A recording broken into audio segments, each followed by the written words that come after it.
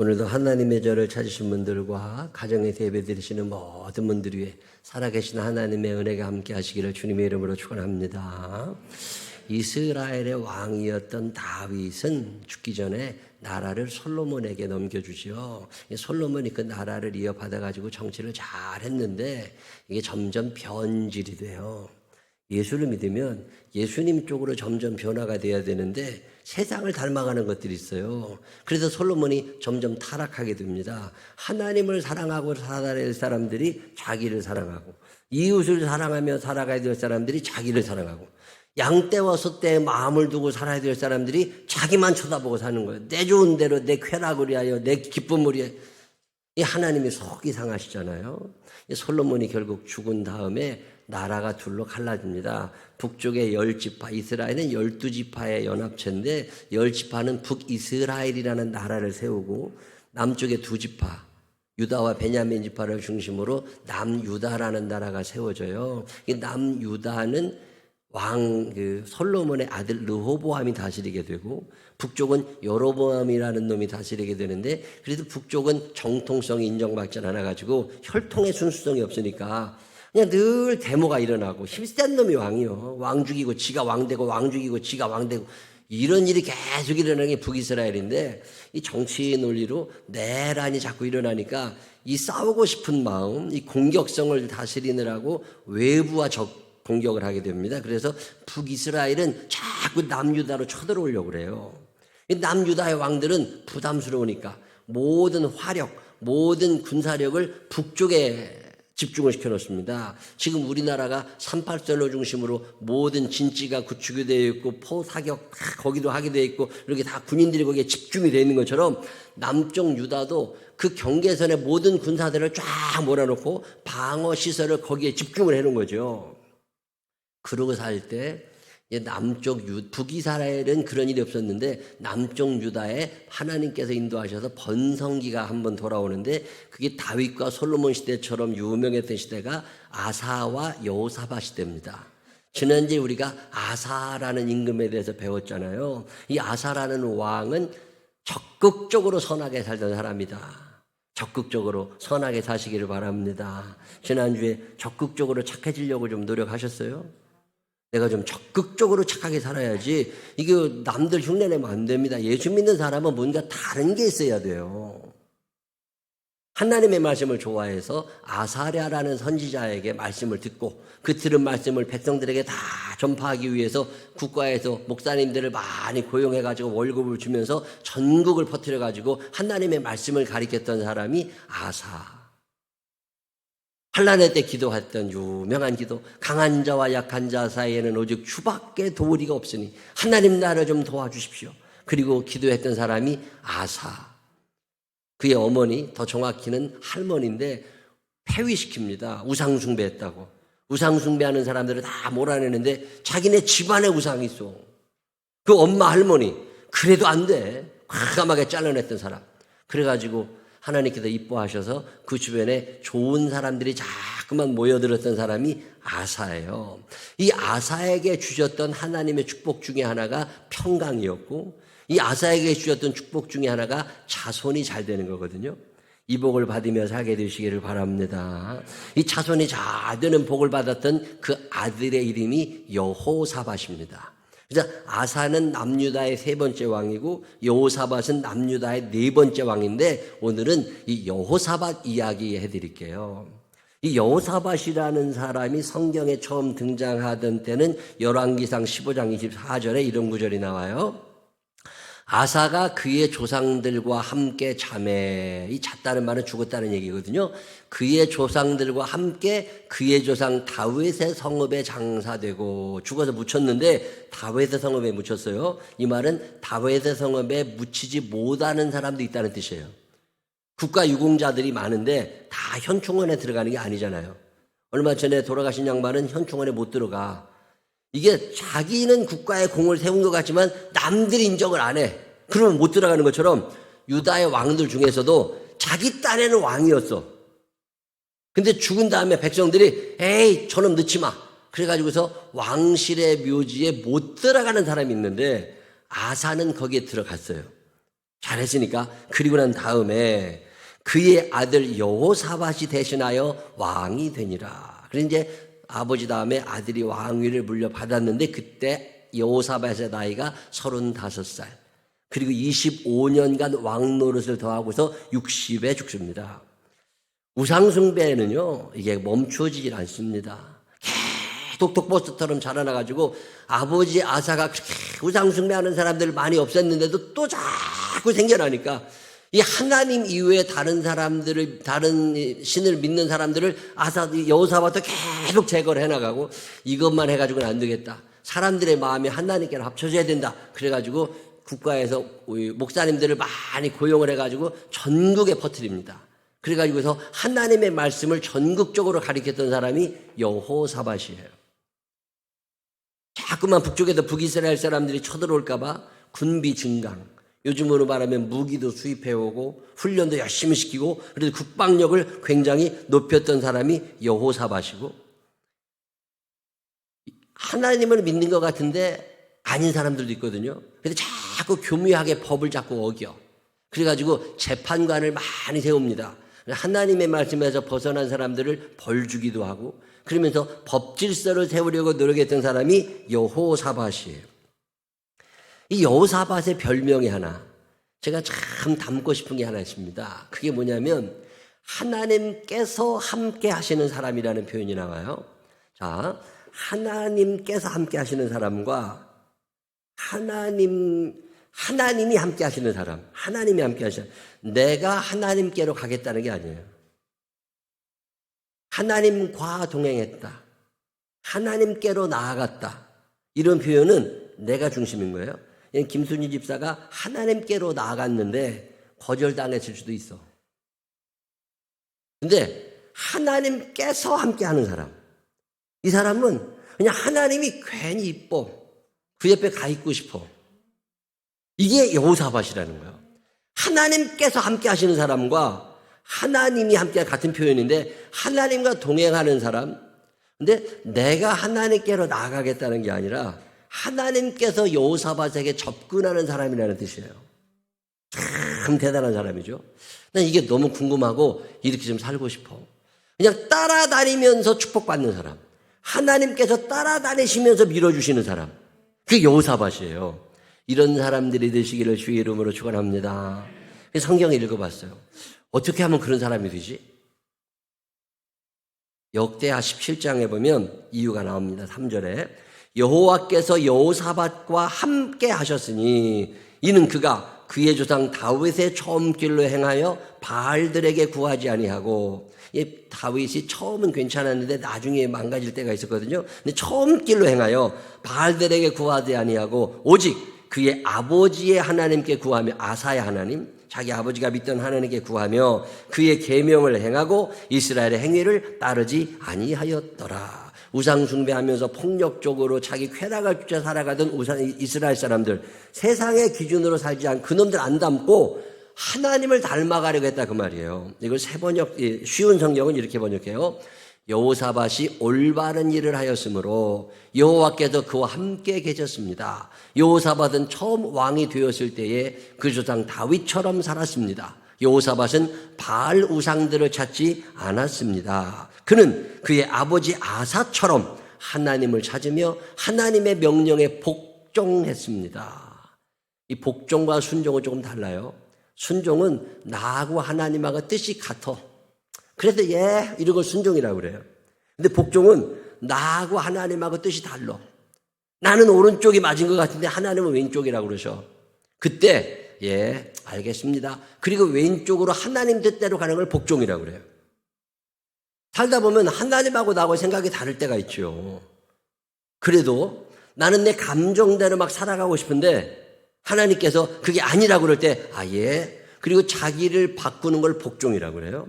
근데 여호사밧은 살다가 하나님과 마음이 안 맞을 때도 하나님의 뜻을 따랐다는 뜻이에요. 그는 이스라엘 백성처럼 살지 않았습니다. 이스라엘 백성처럼 살지 않았다는 말은 북이스라엘, 우상 숭배하고 자기 육신의 쾌락을 따라 살아가고 육신의 정욕과 안목의 정욕과 이생의 자랑을 따라 살아가고 욕심껏 살아가는 것들이 흉내내지 않고 하나님의 뜻대로 살았다는 거예요. 자, 이거를 쉽게 표현하면 하나님만 사랑했다는 거예요. 하나님께만 기도했다는 거예요. 하나님의 뜻대로만 살았다는 거예요. 하나님만 사랑하고 하나님께만 기도하고 하나님의 뜻대로만 살아갈 수 있는 사람들이 되시기를 주 이름으로 축원합니다. 나의 마음속에 온전히 주님만 모셔놓고 나의 정성을 다하여 주를 섬기리. 감정에 관계없이 하나님의 뜻대로만 살려고 했던 사람 여호사밧. 하나님께서 함께 하시는 사람은 그만한 이유가 있어요. 자, 모세에게 하나님께서 십계명을 주셔요. 이 십계명은 무거운 계명이라기보다는 하나님하고 이스라엘 백성들이 새끼손가락을 보고 약속을 하는데 10가지 약속을 합니다. 그 약속 중에 하나가 뭐냐면 하나님만 섬기라는 거예요. 너는 나 외에 다른 신을 내게 있게 하지 말라라고 하는 이 말씀은 너는 나 외에 다른 신을 내게 있게 하지 마 이런 뜻이 아니라 하나님만 섬기라는 거예요. 하나님의 별명이 하나 있습니다. 출애굽기 34장 14절에 보면 너는 다른 신에게 절하지 말라. 여호와는 질투라 이름하는 질투의 하나님이니라. 하나님은 질투하시는 하나님, jealous God이거든요. 이 jealous God, 질투하시는 하나님, 이 질투라고 하는 말의 히브리 원어의 뜻은 두 가지가 있어요. 하나는 질투고 또 하나는 열심이라는 뜻이 있어요. 열심. 자, 질투가 왜 나는 줄 아세요? 시기와 질투는 달라요. 이 한국 사람들 무식해서 시기와 질투를 구분하지 않는데 시기심은 남이 잘 됐을 때 배 아픈 걸 시기라고 그래요. 우리 아들은 떨어졌는데 저 집 아들은 인류대학에 붙어서 괜히 부해가 나. 내가 뭘 괜히 이런 마음이 생겨. 이걸 시기심이라고 그래요. 나는 승진해서 떨어졌는데 저 사람은 승진해서 붙었어. 괜히 꼴보기 싫어. 이걸 시기심이라고 그래요. 우리 집 아파트는 조금밖에 안 올랐는데 저 집 아파트는 많이 올랐다고 와서 자랑하게 되면 괜히 속이 상해. 이걸 시기심이라고 그래요. 질투는 뭐냐면 내 걸 빼앗긴 데서 오는 상실감을 질투라고 그래요. 내가 이 남자를 참 사랑했는데 이 남자의 마음이 내게로 향하지 않고 다른 데로 가. 이걸 질투라고 그래요. 내 거였어. 얼마큼 내 거였어? 열심을 다해 사랑했어, 나는. 근데 내가 열심을 다해서 사랑했는데 이게 딴 데로 갔어. 그러면 그거를 질투라고 그래요. 시기와 질투를 구분하시겠어요? 그래서 질투는 열심이라는 전제가 들어있어요. 내가 열심히 사랑했는데 이것이 딴 마음을 먹어 이럴 때 생기는 마음을 질투라고 그래요. 이 질투는 복수심이 되기도 하고 이 질투는 보복이 나오기도 합니다. 그래서 질투는 무서워요. 하나님이 질투하시는 하나님이라는 말씀의 뜻은 뭐냐면 하나님이 나를 향한 사랑이 어마어마한 열심이 있다는 뜻이에요. 하나님이 그토록 열심히 나를 사랑하시는데 내가 딴 마음을 품어. 그러면 하나님이 분노하신다는 뜻이 질투라는 말이에요. 여기까지 이해되신 분들만 아멘 한번 해봐요. 나 이런 얘기 설명을 하면 그냥 뭐 알아들었나 이런 게 궁금할 때가 있어. 근데 질투하시는 하나님이라는 뜻은 이 하나님이 열받으셨다 그 말이에요. 왜? 내가 열심을 다해 사랑했는데 저것이 딴 마음을 품으니까. 하나님은 욕심이 많으세요. 나를 온전히 사랑하시기 때문에 나도 그렇게 사랑하기를 원하신다는 거예요. 다윗이라는 사람이 하나님께 큰 복을 받았던 이유는 나의 힘이 되신 여호와여 내가 주님을 사랑합니다. 하나님 한 분만을 사랑하니까. 호세아 선지자는 이 이야기를 다른 표현으로 합니다. 호세아 10장 2절에 보면 그들이 두 마음을 품었으니 이제 벌을 받을 것이라. 하나님이 그 제단을 쳐서 깨뜨리시며 그 주상을 허시리라. 이 호세아 10장에서는 이 하나님만 사랑하라는 말을 다른 말로 뭐라고 표현하느냐면 두 마음을 품지 말라는 거예요. 야고보 목사님이 신약성경 저 뒤편에 야고보서에서 이런 말씀하세요. 야고보서 1장 7절에 이런 사람은 이렇게 나오거든요. 이게 이런 사람은 이런 뜻이 아니라 이런 놈은 이런 뜻이에요. 원어를 읽어보면 이런 사람은 이게 아니라 이런 놈은 이게 성경에 욕을 쓸 수는 없잖아요. 그래가지고 그냥 부드러운 말로 표현한 게 이런 사람은 이런 거지. 나보고 성경 번역하라고 그랬더니 뭐라고 했겠어요? 이런 새끼는 이렇게 썼다고. 자, 이런 새끼가 어떤 새끼냐면 거기 보면 무엇이든지 주께 얻기를 생각하지 마라. 무언 기도를 해도 그런 것들 기도 안 들어. 왜? 두 마음을 품어 모든 일에 정함이 없는 자로다. 두 마음을 품은 것들 이거 안 된다는 거예요. 야고보서 4장 8절 하나님을 가까이 하라 그리하면 너희를 가까이 하시리라. 죄인들아 손을 깨끗이 하라. 두 마음을 품은 자들아 마음을 성결하게 하라. 이 하나님이 죄인이라고 정죄하시는 사람들이 누구냐면 두 마음을 품었어. 하나님만 사랑하지 않고 자신을 더 사랑하는 거예요. 내가 돈 벌어야 되고 내가 편해야 되고 내가 편해. 하나님만 사랑하게 되면 그분의 길 인도하시잖아요. 근데 이게 안 믿어지는 거예요. 여호사밧이라고 하는 사람의 위대함이 어디에 있느냐면 그는 하나님만 사랑하며 살려고 합니다. 자, 여호사밧 때 어떤 일이 일어나느냐면 모압, 암몬, 마온 이런 사람들이 쳐들어와요. 이게 묘한 게 여러분이 그냥 성경을 대강 막 읽고 장수만 채워서 이해를 잘 못하셨을 텐데 아까 제가 설명해드렸죠. 남유다의 모든 군사력이 어디에 집중되어 있다고? 북쪽에 집중되어 있어. 북이스라엘과의 경계선상에. 근데 이 지도를 보시면 모압하고 암몬은 어디에 있는 놈들이냐면 남유다의 오른쪽에 있어요. 마온은 남유다의 밑에 아래쪽에 있어요. 우리나라로 표현하면 모든 군사력이 지금 어디가 있어요? 38선에. 그쪽에 북한 쪽에 쫙 있는데 일본이 쳐들어온 거야. 중국이 서쪽에서 쳐들어오고 일본이 동쪽에서 쳐들어온 거야. 이게 난리가 난 거예요. 사람은 땡겨올 수 있죠. 근데 그 시설을 다 어떻게 하느냐고. 그래서 여호사밧이 난감한 상황이 된 거예요. 자, 이때 여러분 같으면 어떻게 해야 돼요?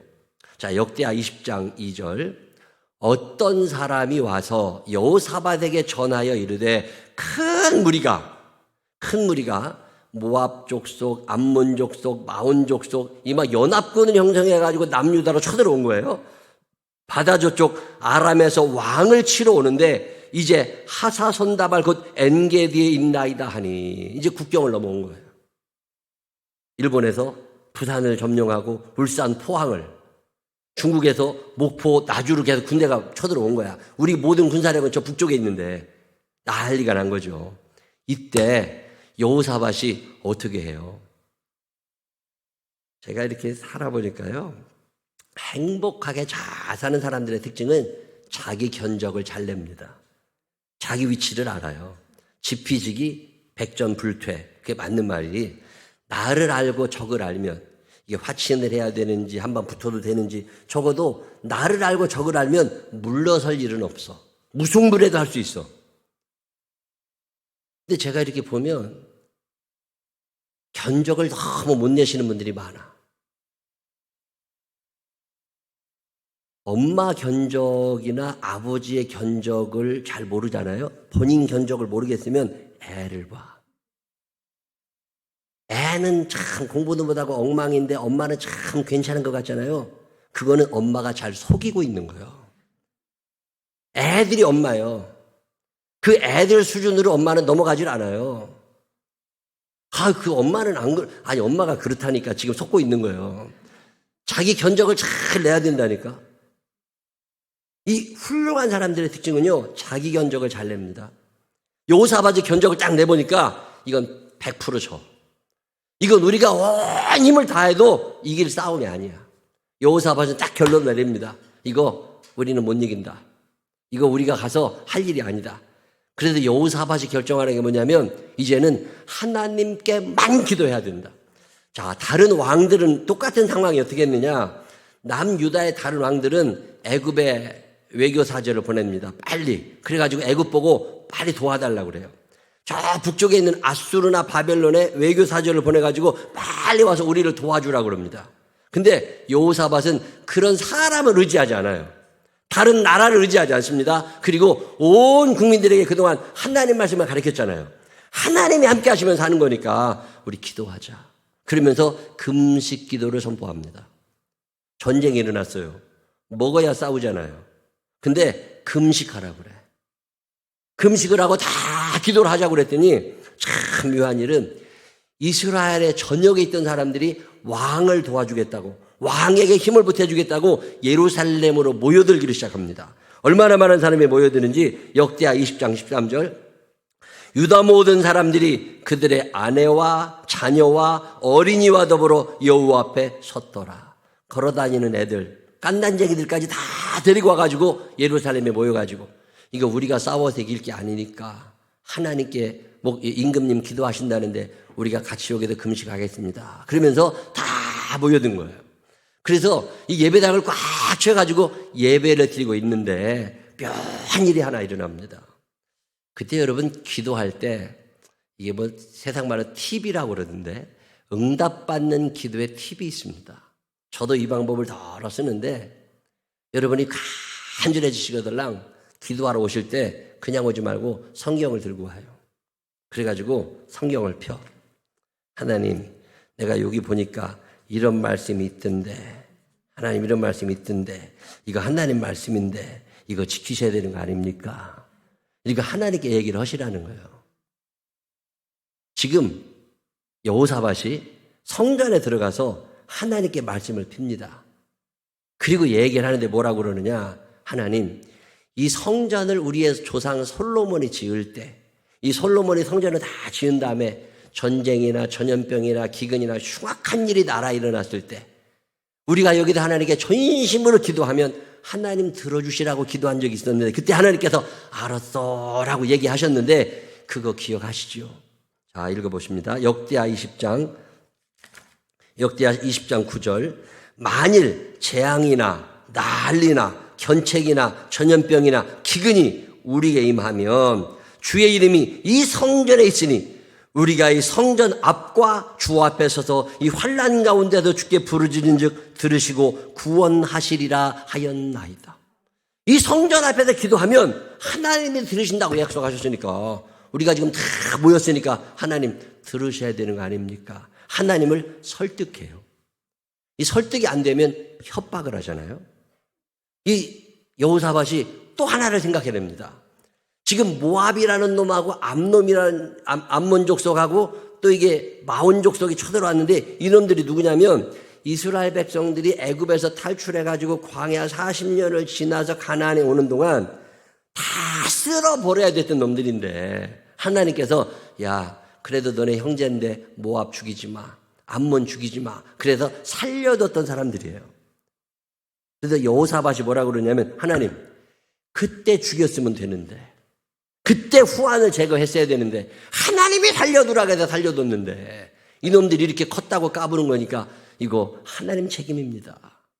자, 역대하 20장 10절 이제 보십시오. 암몬 자손과 모압 자손과 세일산에 사는 사람들 마온 족속을 말해요. 우리를 저렇게 공격하여 왔습니다. 옛적에 이스라엘이 이집트에서 나올 때 주님께서는 이스라엘이 그들의 땅으로 들어가는 것을 허락하지 않으셨습니다. 그래야 우리 조상은 그들을 멸망시키지 않고 돌아와야만 했습니다. 그런데 이제 그들이 우리에게 안가법을 하는 것을 보십시오. 주님께서 우리에게 유산으로 주신 주님의 땅에서 우리를 쫓아내려 하고 있습니다. 그러면서 이런 고백합니다. 우리 편을 드시는 하나님. 참 멋진 고백입니다. 하나님은 우리 편이시잖아요. 그들에게 벌을 내리지 않으시렵니까?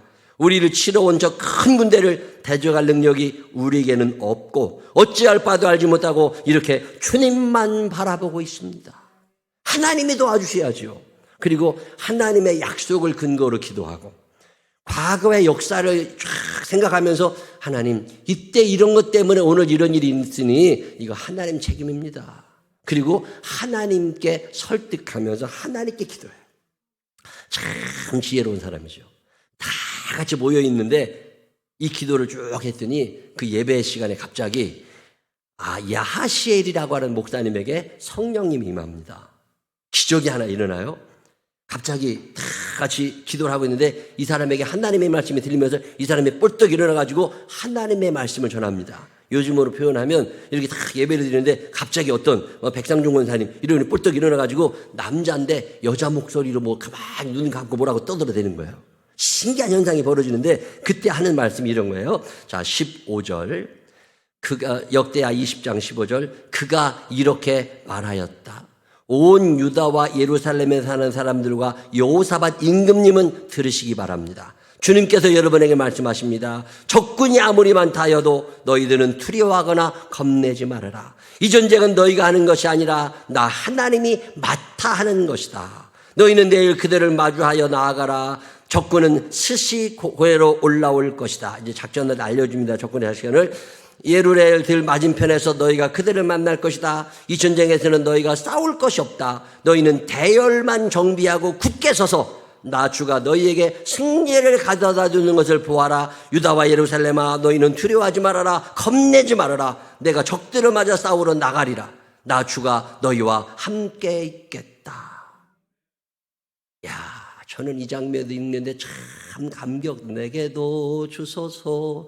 내가 복을 받기 원하네. 이 하나님이 임하시는 거예요. 사람들에게 확신을 주십니다.